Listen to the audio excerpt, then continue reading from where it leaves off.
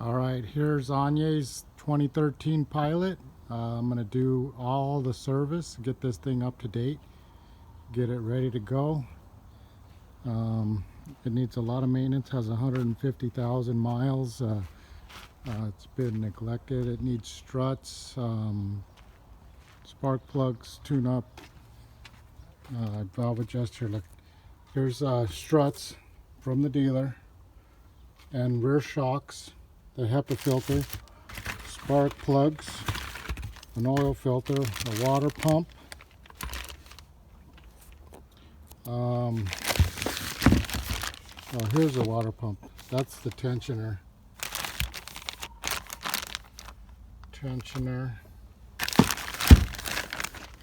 Water pump. I'll get you the part numbers on these spark plugs. There you go. Here's the bump stops for the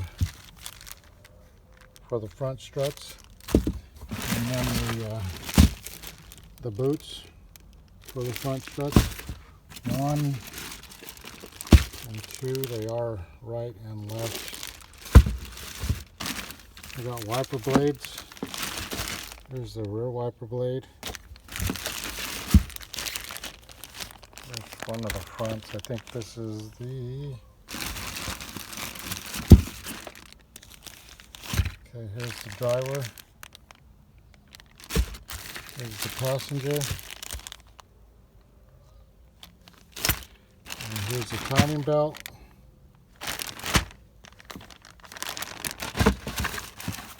Here's the cert belt. Valve cover gasket. I'm missing one. And air filter. Right side mount.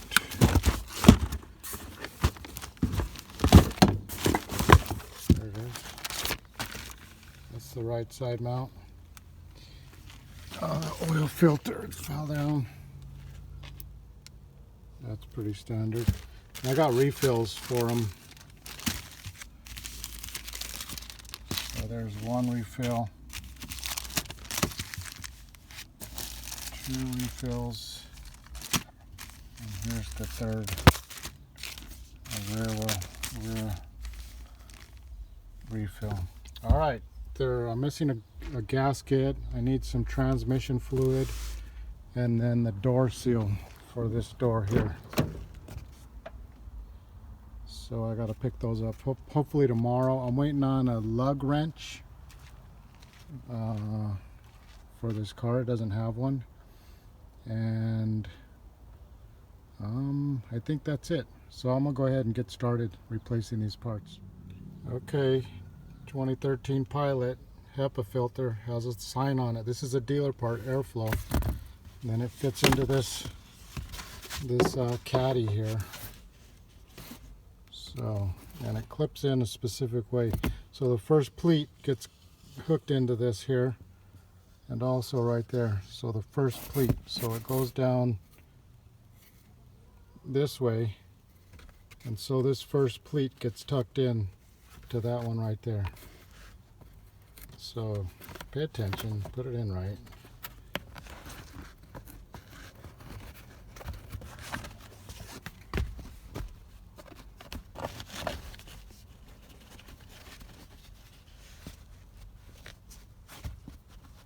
See that?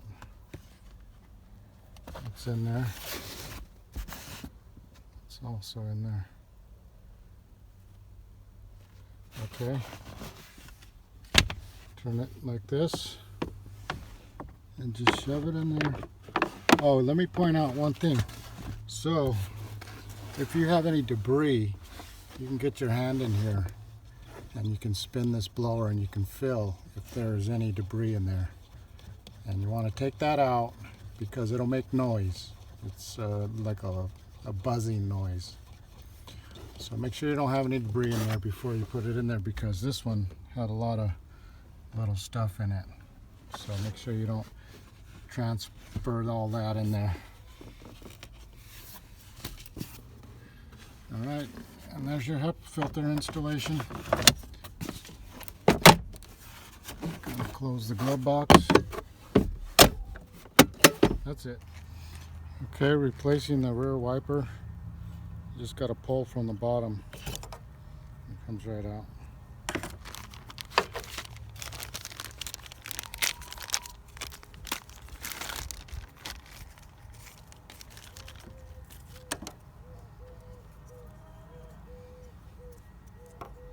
Brand new one.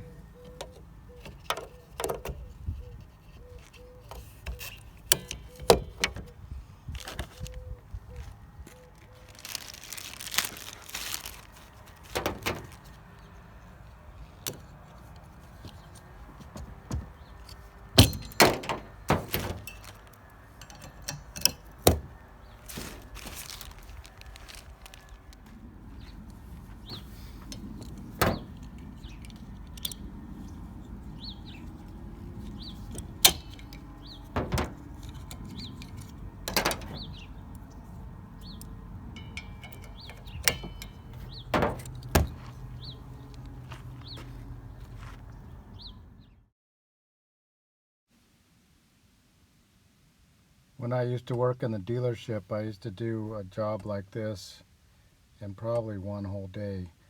But these days, and then with me filming, it takes a whole lot longer. And I do enjoy this kind of work, so I take my time and I get to have fun, especially on a Honda. I really enjoy working on Hondas.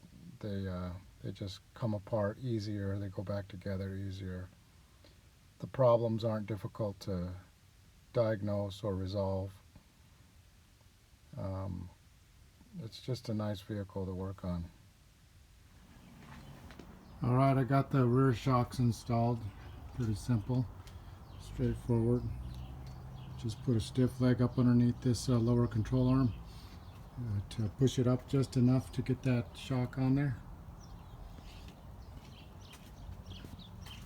So new shocks in the rear makes a huge difference. This car is going to ride really nice. Alright, I'm going to tackle these front shocks, struts I mean. I'm going to take this off. I'm going to take this off. I'm going to take this off. And these two here. And then I'll go ahead and take the top 3 bolts off, or nuts off the top. And then I'll disassemble that strut and replace the strut and the boot and the mount, not the mount, the bump stop.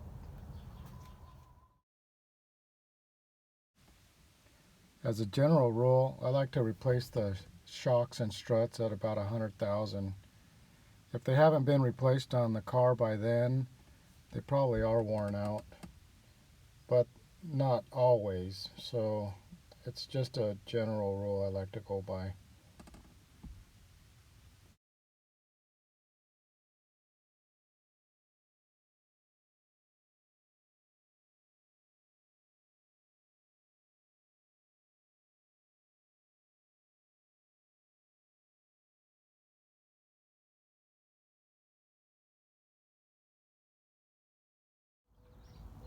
Okay, I got it apart on the bottom side.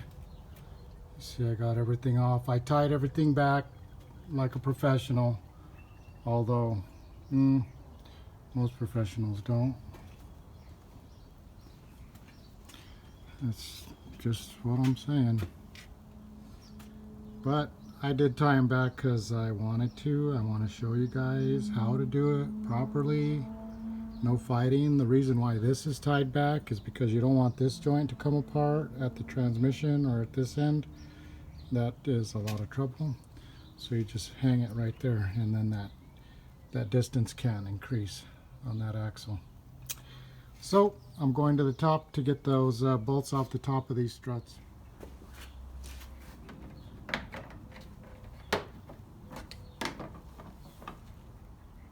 Hello. Looks like a job for my big ratchet.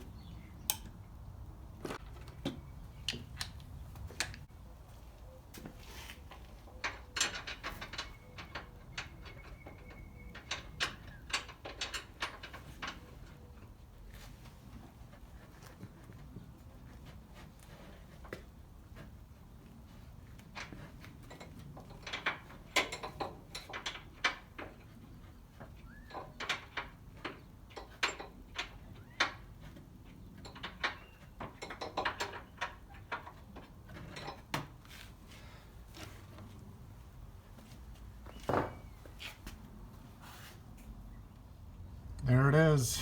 It's inside of there.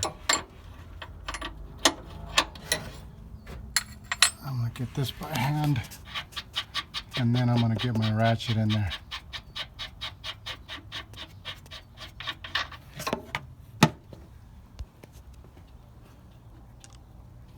Here's my 9/16. Oh no.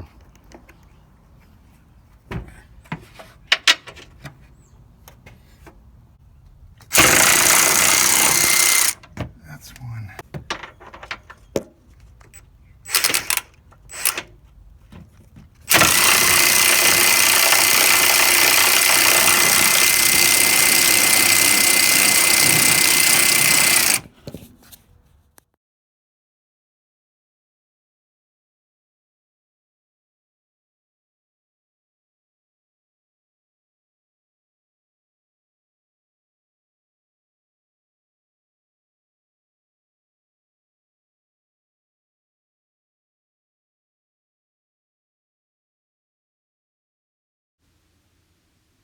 Here's the first strut I did.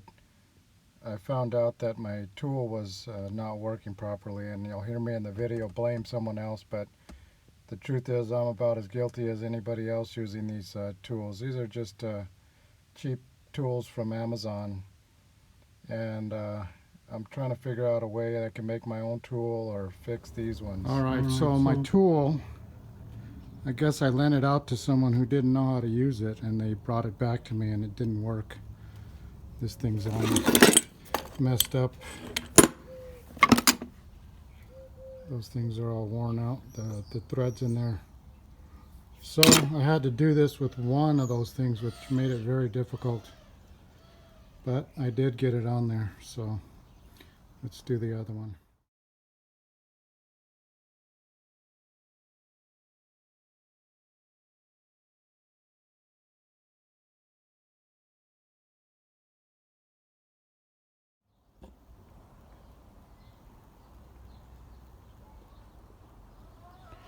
Alright, so on this bump stop, these the nipples go on the top, and it secures on this shaft here, and then this cup goes over the top right there,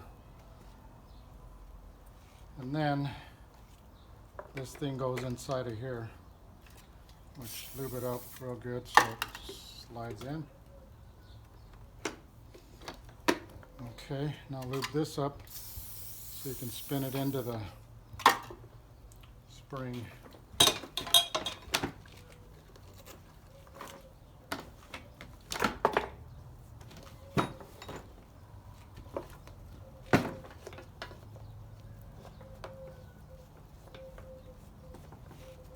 Okay, now that that's together, I can put this back on.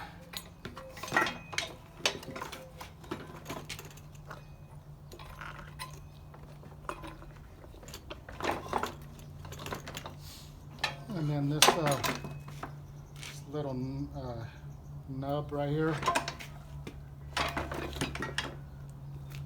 goes into this thing right here. So it clocks this way.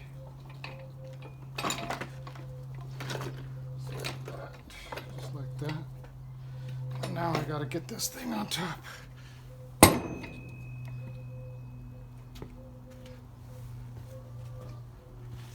This is going to be a bear.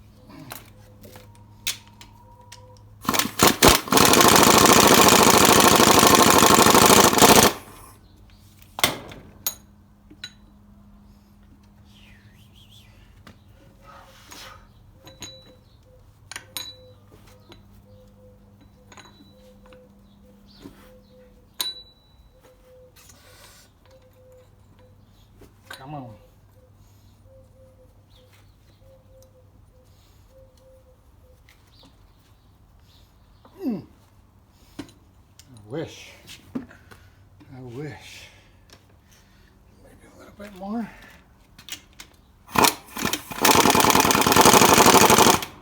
just deforms it more and more. Come on. Yeah. Okay, come on, baby. Concentrate. Okay.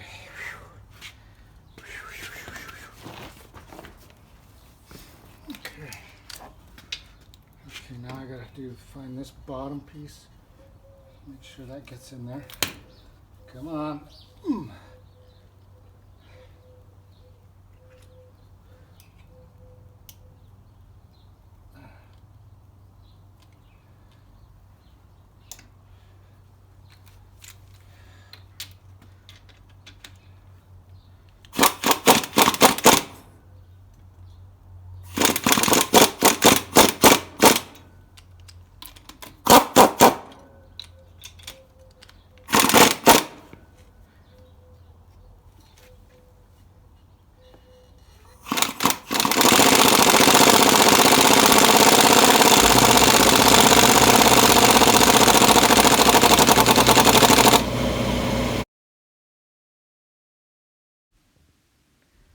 Okay, that strut went back together, not without a little bit of persuasion, but it all went back together. Now I went ahead and put the struts in the vehicle and got those top nuts tightened.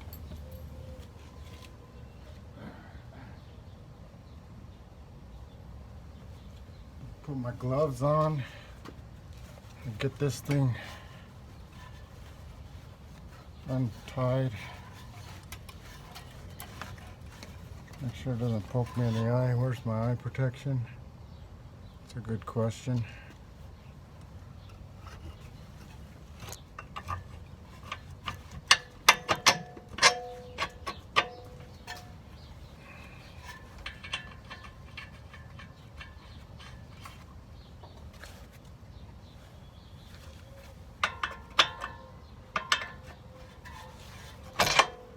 Oh, Hondas are so easy. God, gotta love them.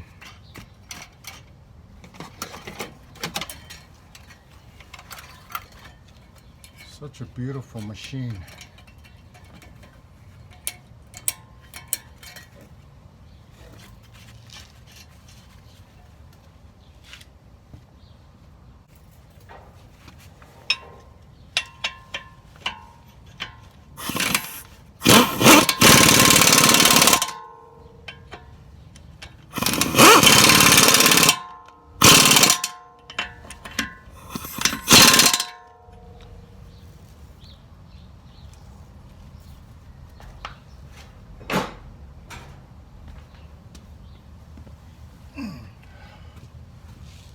Drop something. Okay, I need this rotor off of here. This one.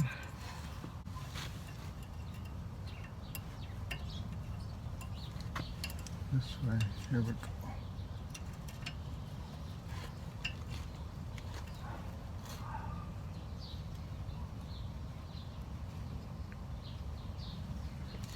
This thing.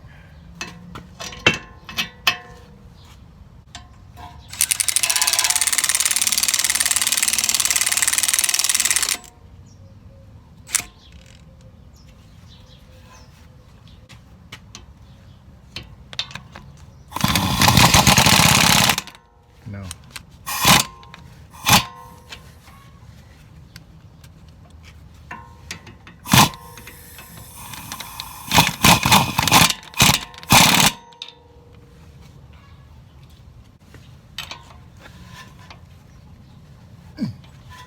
That's tight.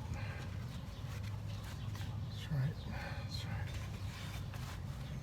right. Okie dokie. We get this rotor off.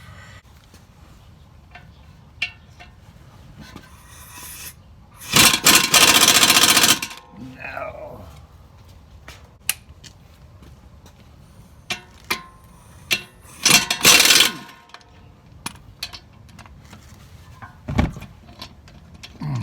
Man.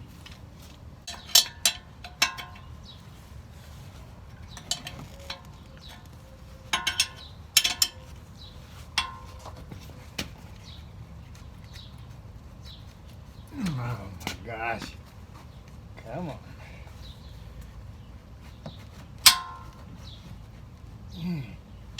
Damn.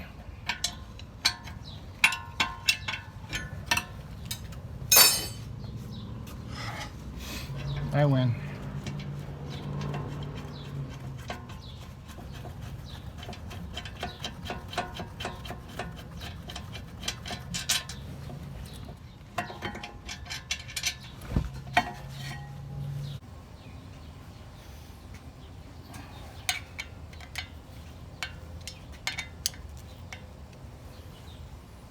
All right, let me get these off. I'm gonna show you two ways.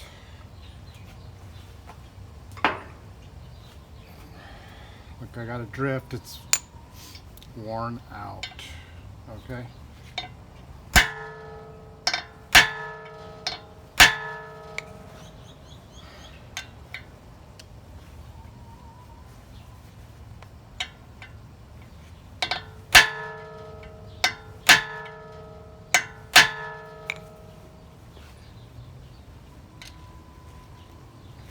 There it is. That's one. The other way is like this. Here, let me just see if I don't have to waste my time. I know. Okay. See, this one doesn't fit in there. So the other way, yeah. That's why I do it like this.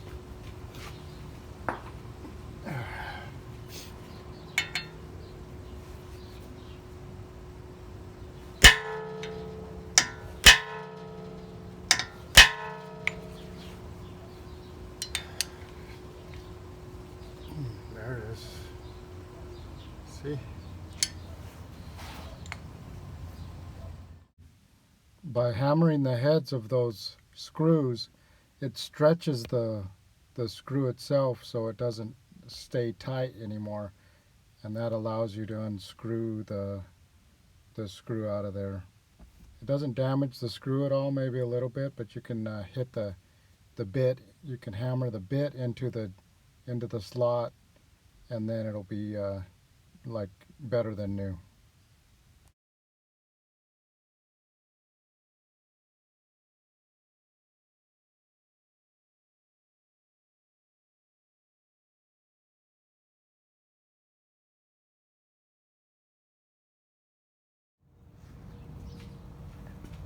Here, let me show you one of these clips right here.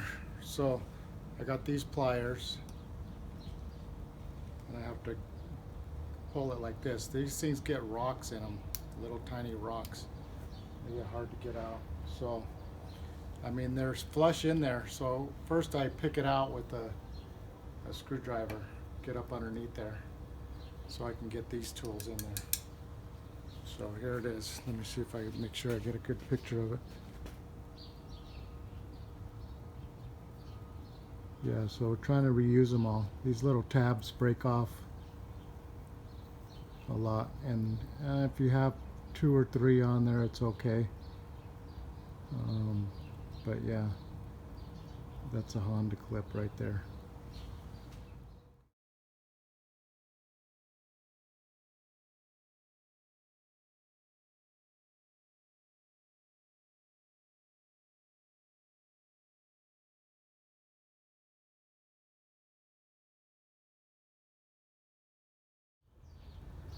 Alright, so I'm going after this radiator right here. That's why I took that shield off. So let me get it in there. Alright, so there's the cooler line, trans cooler line. I got to get that off of there. I'm going to drain it. There's another cooler line there. Let's see. I have to disconnect those fans, so there's a harness somewhere. Here's another cooler line and the radiator hose down here. So, and then I'll have to probably take the front bumper off. I don't know. I think it's the front bumper. I'm sure it's not that hard.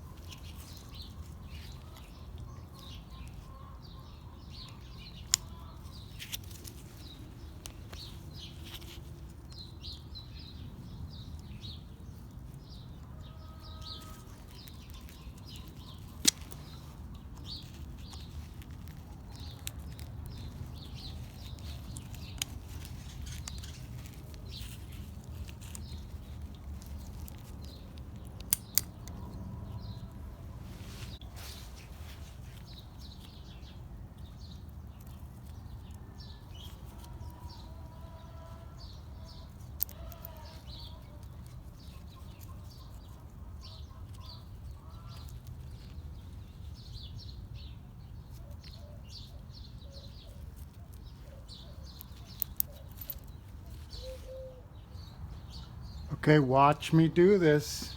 I just barely put it in by hand, okay? It's just hand tight. Take the wrench, put it on there.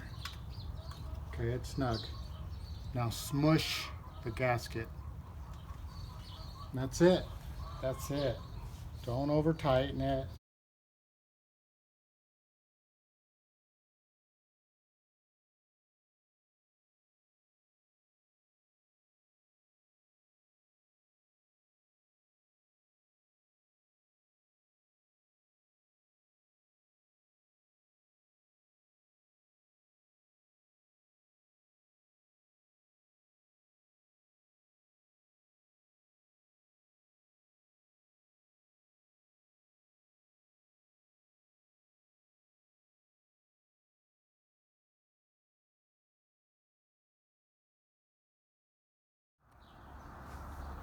All right, I got the radiator out, so I could, I'm gonna replace the radiator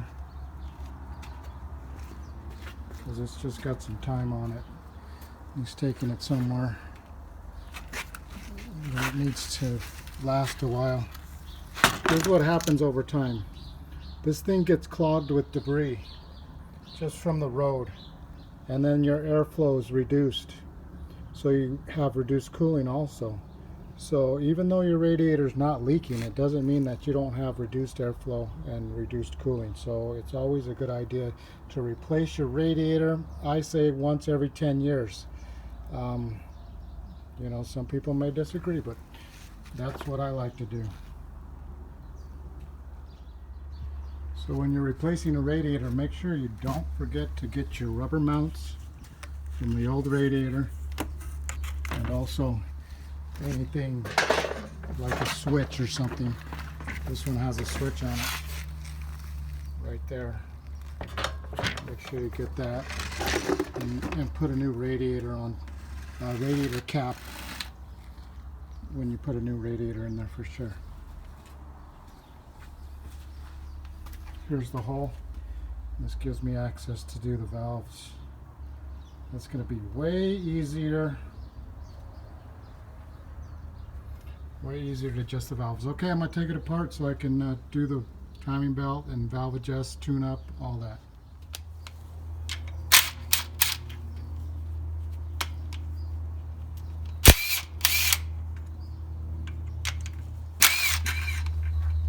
Every one of the boots on the end of these coils folded over when I took them off, when I pulled them off the spark plug. So I had to take them off of the coil and reinstall them so they would be correct.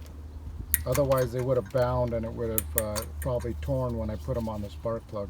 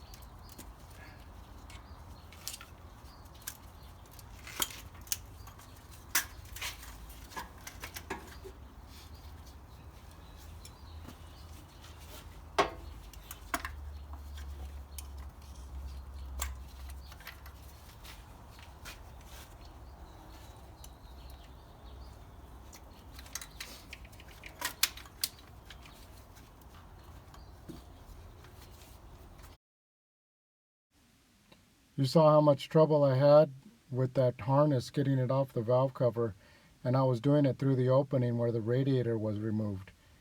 I would have had to do that over the top, reaching down. It would have been much more difficult if I hadn't taken that radiator out. And in this little portion here, I was taking the intake off and the rear valve cover. So I'm getting ready to adjust the valves.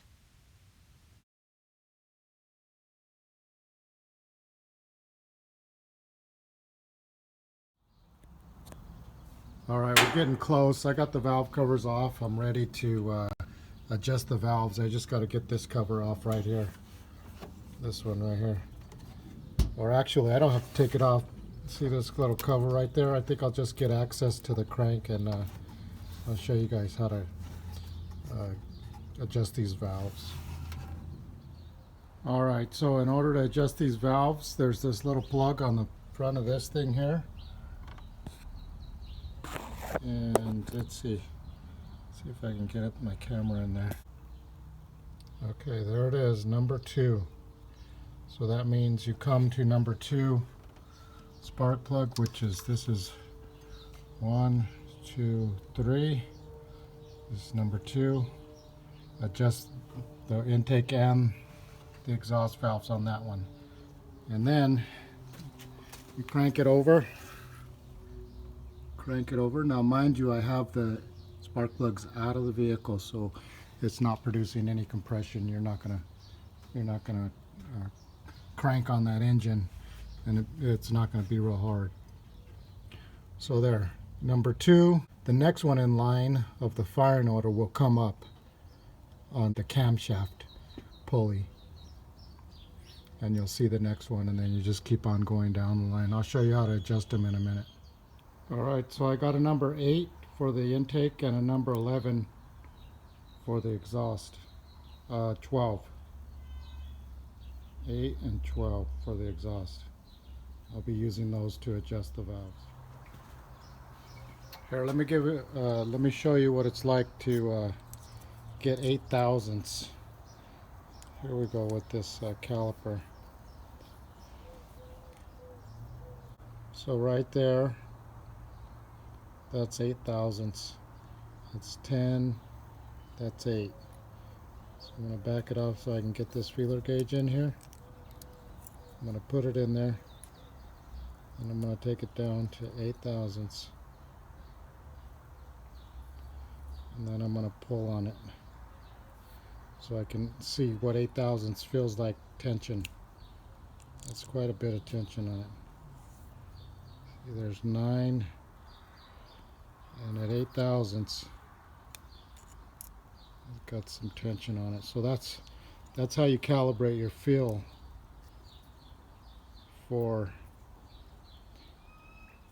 how to adjust it, and when you put it in there, what 8 thousandths feels like. Okay, so I'm going to do these intakes. Yeah, the intakes right here, these ones. So I got an 8. Give me that 8. Put this in here. It's kind of loose. Get my fancy tool.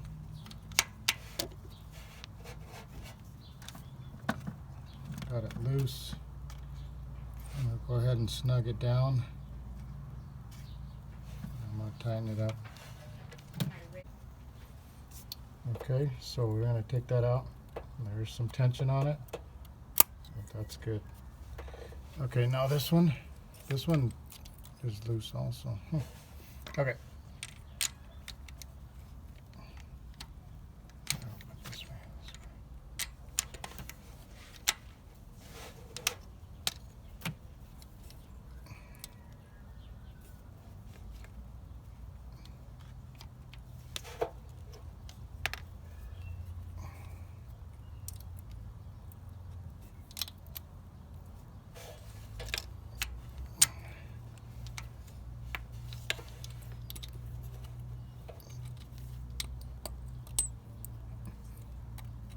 That's good. That's how you do it. I'll have to do all of them.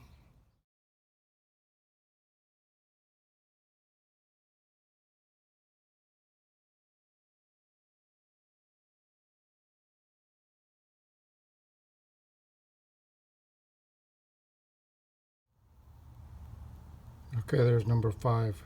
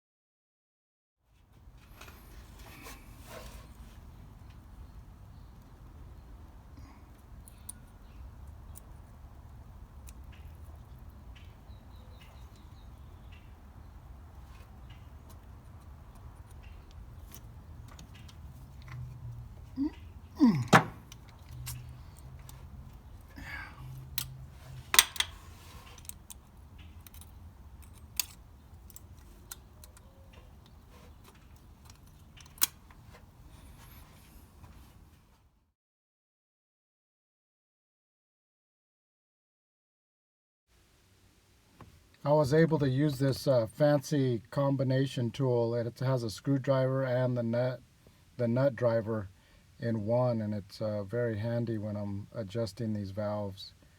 In the older pilots, you couldn't use this tool on all the valves. You'd have to pull out a wrench and a small screwdriver. So in this particular pilot, I was able to access every single valve with this special tool that I have, and it was not bad.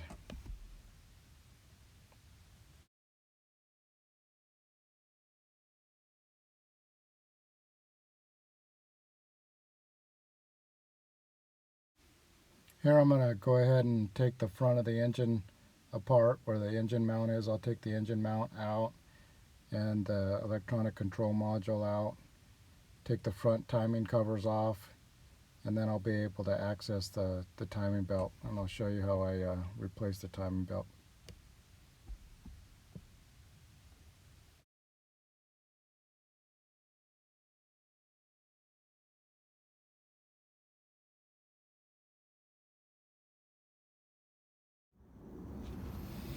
All right, I'm going to make a mark at the bottom of this crankshaft on the timing belt. This is the old one on there still. Pick a tooth, and I'm going to get a mark on there. All right. All right, I'm going to put a mark on the top of this one also. There we go. Let's see. I'm going to mark it here with the TL. That's top left. All right, this one I'm going to mark just with a line.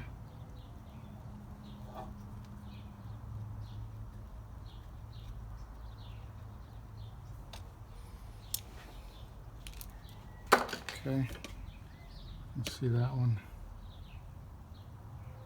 right there.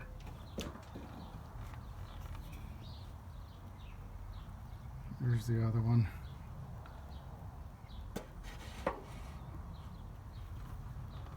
Now I can take the belt off.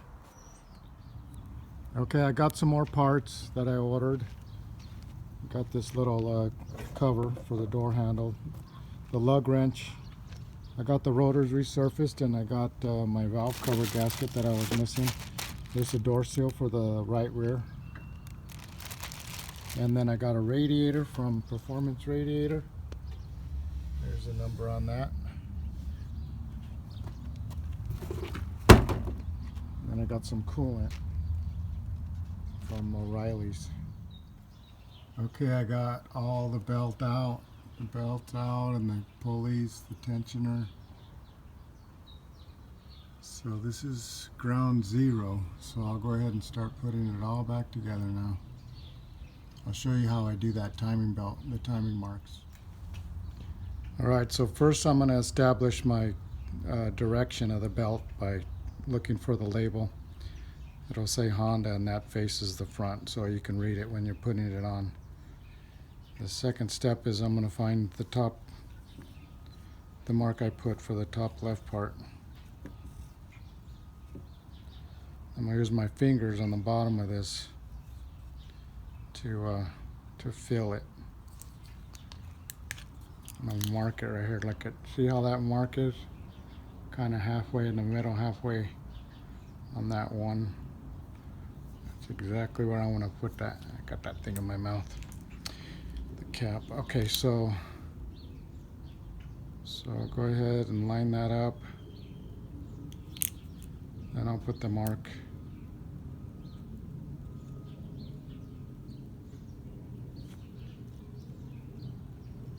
Damn it. It's a little bit too much.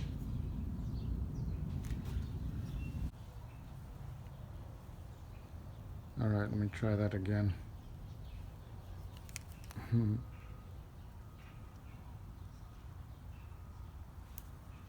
There it is. Then I'm going to follow it all the way down to the next mark. Just going to walk it.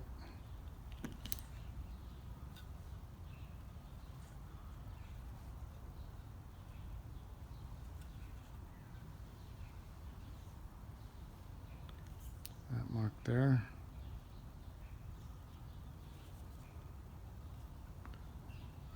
Just keep on going.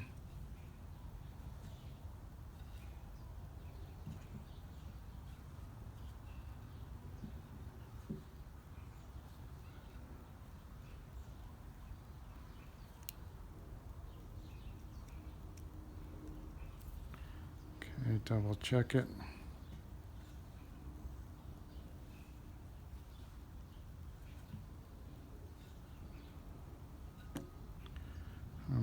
What the heck happened? All right, try that again. All right, check this. This is the crank position where I put the mark. I'm gonna go ahead and trace it around. I've already marked all these positions on this.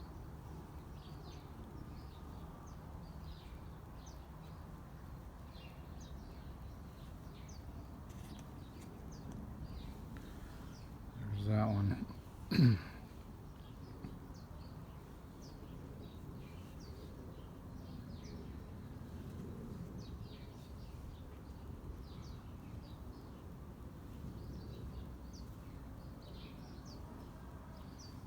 There's the other one. Last one. Let's check it. Go to the beginning.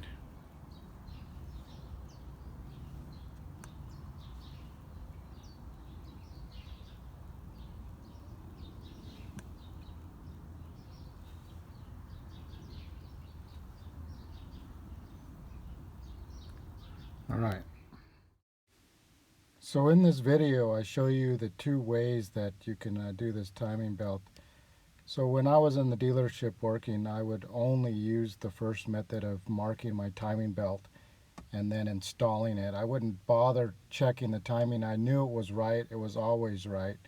So in this video, I go ahead and show you that once I put those timing marks, I crank it around to the top dead center, and I can verify and show you that it's on top dead center. So you'll see the marks that I found, and I marked them in this video.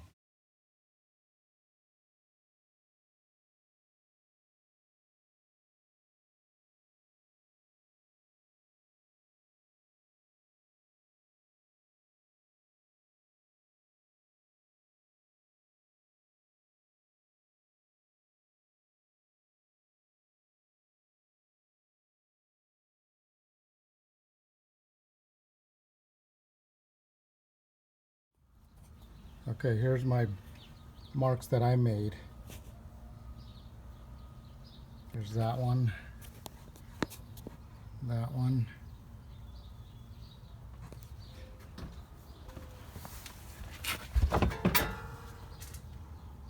and that one. Okay, now I'm gonna go ahead and put it on top dead center, number one. See where my marks are.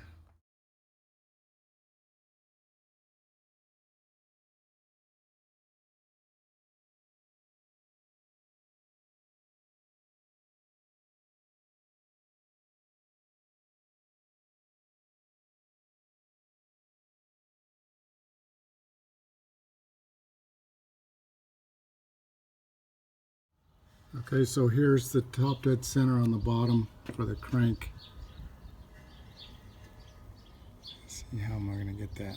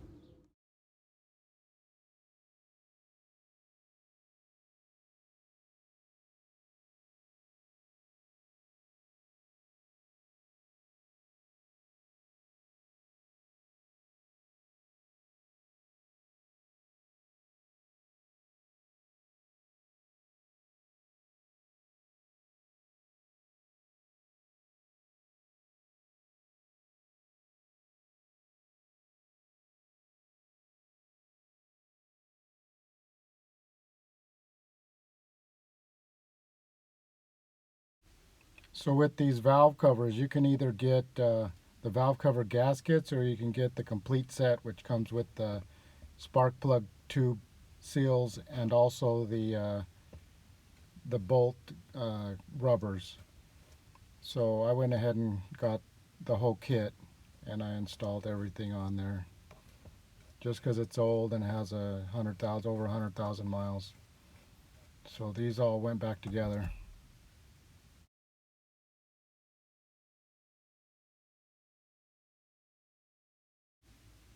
So I make it a rule that whenever I work on a motor, I always hand tighten every single nut and bolt on any motor. I don't use any kind of air tools or electric tools. And if you see me use the electric tools, I'm just snugging them down, and you will see me come back over with the hand ratchet or some kind of a hand tool to tighten everything. But that doesn't include the motor mounts. I will go ahead and use air on the mount bolts, but I always use hand tools on the motor, on any motor.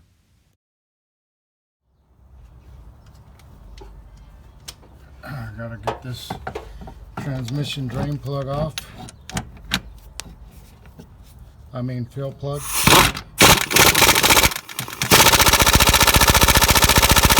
Oh man, this might hurt.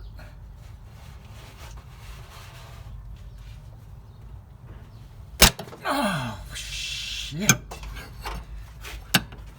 No casualties. Man, make sure when you put that back on there, it's not that tight, okay?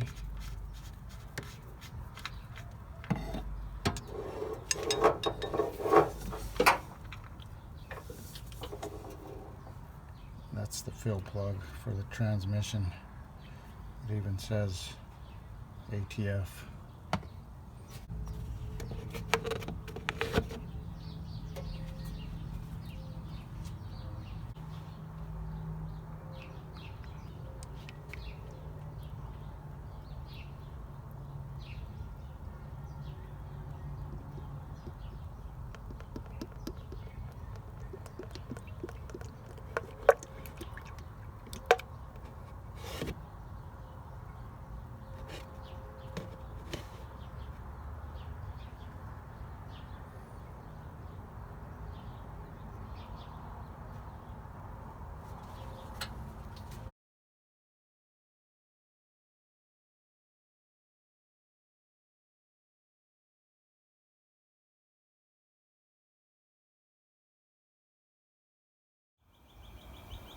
Okay, I got the motor back together.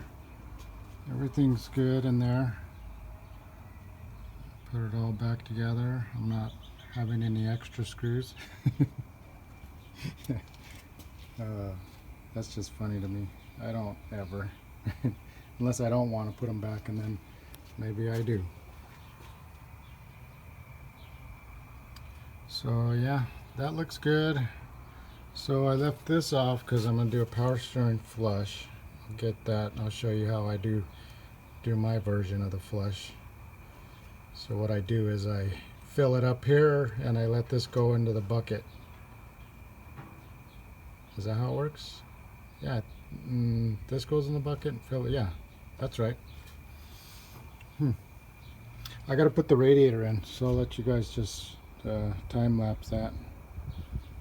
And then I'll do the brake fluid, power steering. I need engine oil, coolant.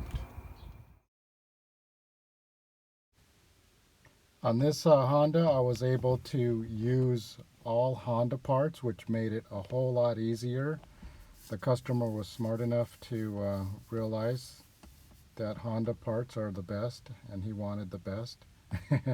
So it was actually a pleasure to work on this. So when I use cheaper parts, it just causes more work for me.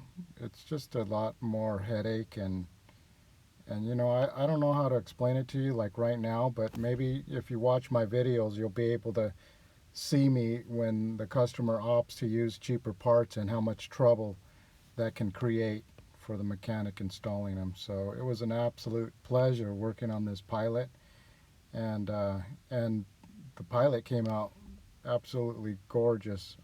Great product.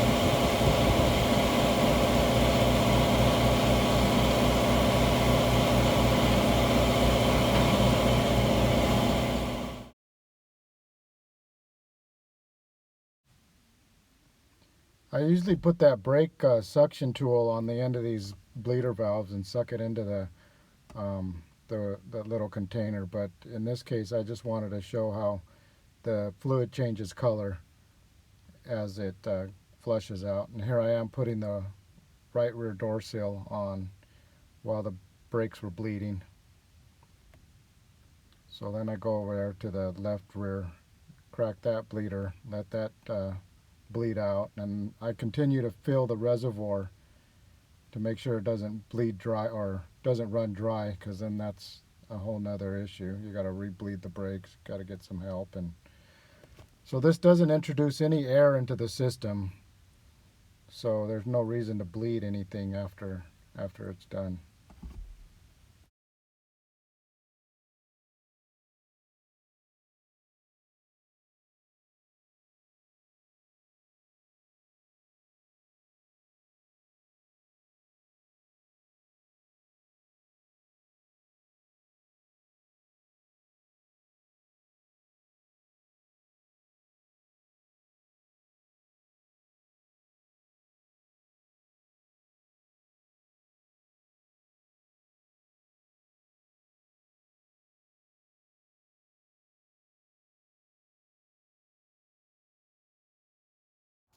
All right, let me show you what I got. I got my funnel in there. Got some fluid in there. Got my return right there. That comes off of that thing. Hopefully I make it in the bucket.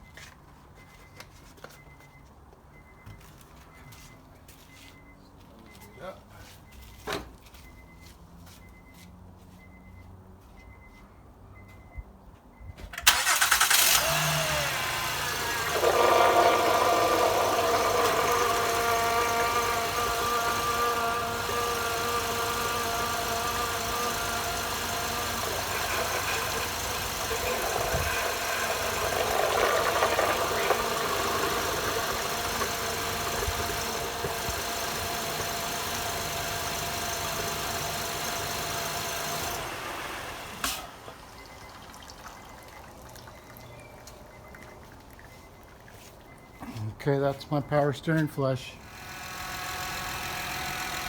Alright, I still got a little power steering whine because of the air in there, but everything's good. Sounds good, sounds good. No more clicking noise. Radiator, all the fluids, everything service. I love it. Absolutely love it.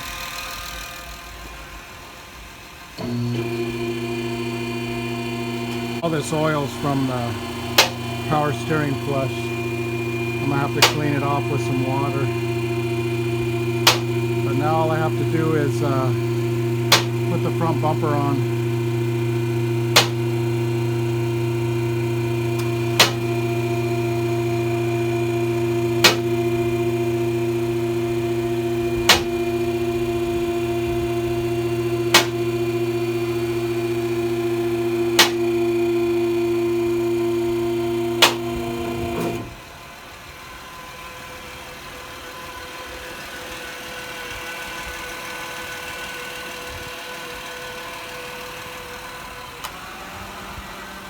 Front rotors resurfaced, struts replaced, shocks replaced.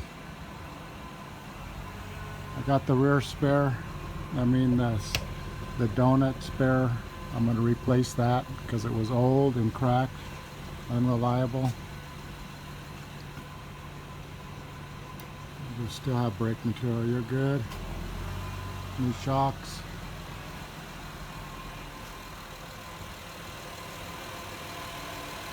All right.